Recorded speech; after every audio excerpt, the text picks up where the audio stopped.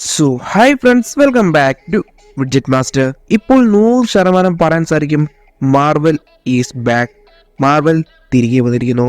Santiago ഡി കോമിക്കോണിന്റെ hall H പാനലിൽ ഇപ്പോൾ നടന്നിട്ടുള്ള ഈ അനൗൺസ്മെന്റ് തീർച്ചയായിട്ടും മാർവലിന്റെ എക്കാലത്തെയും മികച്ച അനൗൺസ്മെന്റുകളിൽ ഒന്ന് തന്നെയാണ്. കാരണം നമ്മൾ ഇതുവരെ തീരെ എക്സ്പെക്ട് ചെയ്യാത്ത പല കാര്യങ്ങളാണ് MCUയിൽ നടന്നിട്ടുള്ളത്. അതിനേക്കാൾ ഏറ്റവും വലിയൊരു സന്തോഷം എന്നുള്ളത് RDJ തിരികെ വരുന്നത് തന്നെയും.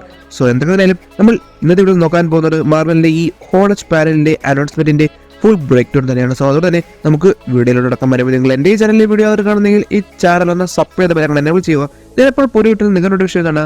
So let's start. സാന്റിയാഗോ ഡി കോമിക്കോണിന്റെ ഹോളജ് പാനലിൽ തന്നെയാണ് പ്രധാനമായിട്ടും മാർവൽ അവരുടെ എക്കാലത്തെ മികച്ച അനൗൺസ്മെന്റുകൾ നടത്തിയിട്ടുള്ളത്. ഇൻഫിനിറ്റി വാറിന്റെയും എൻഡ് ഗെയിമിന്റെയും ഇതുകൂടാതെ താനോസിന്റെ എല്ലാം മാർവൽ അനൗൺസ് ചെയ്തിട്ടും ഇതുകൂടാതെ ബാക്കി പ്രധാനപ്പെട്ട എല്ലാത്തിന്റെ അനൗൺസ്മെന്റ് നടത്തിയിട്ടുള്ള ഇതേ ഹോളജ് പാനലിലെ എക്കാലത്തെ മികച്ച ഒരു അനൗൺസ്മെന്റ് തന്നെയാണ് ഇതെന്ന് നിസ്സംശയം പറയാൻ സാധിക്കും. പ്രധാനമായിട്ടും ഈ ഹോളജ് പാനലിൽ 3 സിനിമയെ പറ്റിയിട്ടുള്ള അനൗൺസ്മെന്റുകളാണ് അവർ ഇമ്പോർട്ടന്റ് ആയിട്ട് നൽകിയിട്ടുള്ളത്. ആദ്യത്തത് Captain America the brave new world, രണ്ടാമത്തത് തണ്ടർ ബോൾസ്, മൂന്നാമത്തത് ദ ഗ്രൂപ്പ് ഓഫ് സിനിമസ് അതാ ഡൂംസ് ഡേ സീക്രട്ട് വാഴ്സ്. ആരും തന്നെ പറഞ്ഞത് Captain America the brave new world എന്ന ഒരു സിനിമയെ പറ്റിയിട്ടുള്ള കാര്യങ്ങൾ തന്നെയാണ്. സിനിമ അടുത്ത വർഷം ഫെബ്രുവരിയിലാണ് പുറത്തിറങ്ങുന്നത്. അതായത് 2025 ഫെബ്രുവരിയിലായിട്ടാണ് ഈ സിനിമ പുറത്തിറങ്ങുന്നത്. എന്നാൽ പോലും ഈ സിനിമയുടെ ഫസ്റ്റ് ടീസർ ഇപ്പോൾ പുറത്തിറങ്ങിയിട്ടുണ്ട്. ഇത് മാത്രമല്ലാതെ ഇതുമായി ബന്ധപ്പെട്ട് കൂടുതൽ കുറച്ച് ഡീറ്റെയിൽസ് കൂടി നമുക്ക് നൽകാൻ വേണ്ടിയിട്ടാണ് ഈ ഹോളജ് പാനലിൽ അവർ ഈ ഒരു സിനിമയുടെ പ്രൊമോഷൻ ഉപയോഗിച്ചിട്ടുള്ളത്. ഇത് മാത്രമല്ലാതെ ഒരു എക്സ്ക്ലൂസീവ് ഫുട്ടേജ് അവിടെയുള്ള കാണികൾക്ക് വേണ്ടിയിട്ടും മാർവൽ കാണിച്ചിട്ടുണ്ട്. ഇതിലൂടെ ഒരു കാര്യം കൺഫേം ആണ്, അഡമാൻഡിയത്തിന്റെ MCUയിലേക്കുള്ള എൻട്രി ഈ സിനിമയിലൂടെ ആയിരിക്കുമെന്ന് വ്യക്തമാണ്. അഥവാ തിയമൂർ ദ സെലസ്റ്റിയലിന്റെ ഉള്ളിൽ നിന്നും അല്ലെങ്കിൽ ആ ബോഡിയിൽ നിന്നും അവർക്ക് അഡമാൻഡിയം കിട്ടുന്നു. അഡമാൻഡിയം എന്താണെന്ന് ചോദിച്ചു കഴിഞ്ഞാൽ നമ്മുടെ വോൾവറൈൻസിന്റെ ക്ലോസ് ഉണ്ടാക്കിയിട്ടുള്ള അല്ലെങ്കിൽ പുള്ളിയുടെ ഫുൾ സ്കെൽറ്റൽ ബോഡി എന്ന് പറയുന്നത് ഈ അഡമാൻഡിയം കൊണ്ടാണ്. One of the most strongest metal in the MCU. So അതുകൊണ്ട് തന്നെ തീർച്ചയായിട്ടും ഈ ഒരു മെറ്റലിന്റെ ഇൻട്രൊഡക്ഷൻ എന്ന് പറഞ്ഞിട്ട് തീർച്ചയായിട്ടും പ്രോപ്പർ ആയിട്ടുള്ള എക്സ്പെൻസിന്റെ ബാക്കിയുള്ള ഫോംസിനെ കൂടി ഇങ്ങോട്ട് അവതരിപ്പിക്കുന്നതിന് തുല്യം തന്നെയാണ്. ഇത് ഓൾറെഡി മുൻപേ നമുക്ക് മനസ്സിലായിട്ടുള്ള കാര്യം തന്നെയാണ്. എന്നാൽ ഇത് പ്രോപ്പർ ആയിട്ടും മാർവൽ ഇപ്പോൾ ആ ഒരു ഫൂട്ടേജിലൂടെ കൺഫേം ആക്കിയിട്ടുണ്ട്. ഇത് മാത്രമല്ലാതെ സെർപ്പന്റ് സൊസൈറ്റി ഈ ഒരു സിനിമയിലെ പ്രധാനപ്പെട്ട ഒരു വില്ലനായിരിക്കുമെന്നും ഇപ്പോൾ നമുക്ക് മനസ്സിലാക്കാൻ സാധിക്കുന്നു.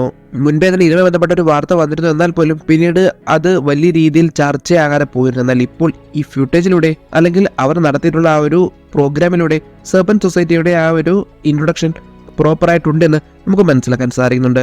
രണ്ടാമത്തെ പ്രധാനപ്പെട്ട സിനിമയുടെ അനൗൺസ്മെന്റ് എന്ന് പറയുന്നത് തണ്ടർ ബോൾസ് തന്നെയാണ്. തണ്ടർ ബോൾസിന്റെ ഒട്ടുമിക്ക കാസ്റ്റിനെയും ആ ഒരു സ്റ്റേജിലേക്ക് അവർ ക്ഷണിച്ചിട്ടുണ്ട്.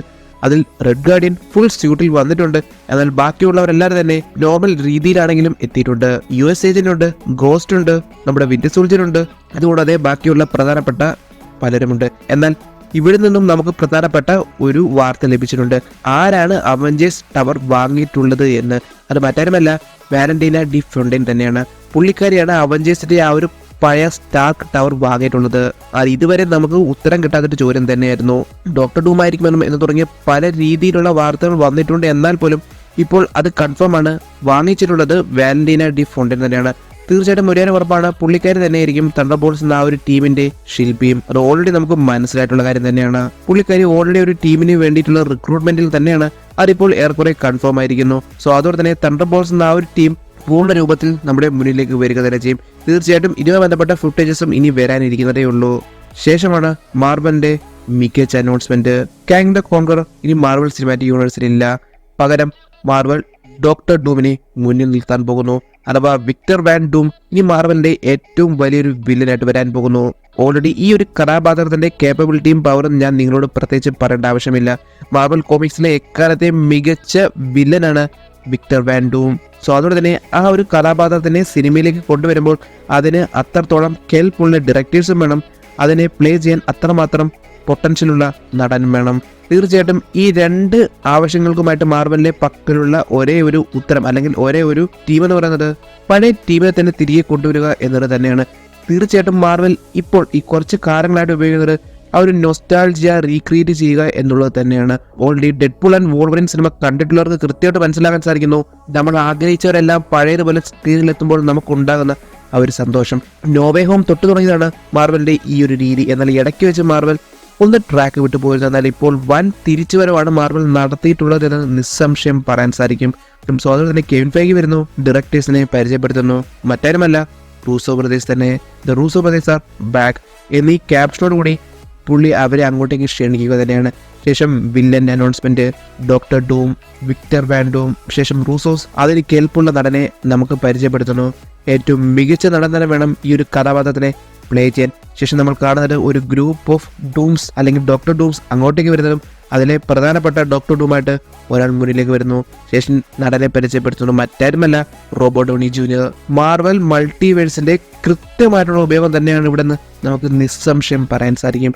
കാരണം നമ്മൾ ഇപ്പോൾ കാണുന്ന ഈ കഥാപാത്രം അല്ലെങ്കിൽ ഈ വിക്ടർ വാൻ ഡൂം എന്ന് പറയുന്നത് നമ്മൾ ഇതുവരെ MCUവിൽ കണ്ട അയൺമാൻ തന്നെയാണ്. കൃത്യമായിട്ട് പറഞ്ഞു കഴിഞ്ഞാൽ നമ്മൾ എന്താണോ കണ്ട അതേ അയൺമാൻ തന്നെയാണ് ഇപ്പോൾ കാണുന്നത്. എന്നാൽ ഒരു വ്യത്യാസം എന്നുള്ളത് ഇത് മറ്റൊരു യൂണിവേഴ്സിലാണ്. അതുകൊണ്ട് തന്നെ RDJയുടെ ഒരു വേരിയന്റ് ആയിട്ടാണ് ഡോക്ടർ ഡൂമിനെ മാർവൽ MCUവിൽ കൊണ്ടുവരാൻ പോകുന്നത്. കൃത്യമായിട്ട് പറഞ്ഞു കഴിഞ്ഞാൽ ഇത് തന്നെയാണ് മൾട്ടിവേഴ്സിന്റെ ഏറ്റവും ബെസ്റ്റ് യൂസ്. അങ്ങനെ ആ കാര്യത്തിലും തീരുമാനമായിരിക്കുന്നു. എന്നാൽ ഇതുകൂടാതെ മാർവൽ പറഞ്ഞിട്ടുള്ള ഏറ്റവും പ്രധാനപ്പെട്ട മൂന്നാമത്തെ സിനിമ എന്ന് പറയുന്നത് ഫാന്റാസ്റ്റിക് ഫോർ തന്നെയാണ്. ഫാന്റാസ്റ്റിക് ഫോറിന്റെ ആ ഒരു സിനിമയെ ബന്ധപ്പെട്ട കൂടുതൽ വിവരങ്ങൾ നമ്മുടെ മുന്നിലേക്ക് ഇപ്പോൾ ലഭിച്ചിട്ടുണ്ട്. The fantastic for the first step എന്ന് തന്നെയാണ് ഈ ഒരു സിനിമയുടെ പേര്. ഇത് മാത്രമല്ലാതെ ഇതിനെ ബന്ധപ്പെട്ട് എക്സ്ക്ലൂസീവ് ആയിട്ടുള്ള കുറച്ച് കാര്യങ്ങൾ മാർവൽ ഇതേ സ്റ്റേജിൽ തന്നെ പറഞ്ഞിട്ടുണ്ട്.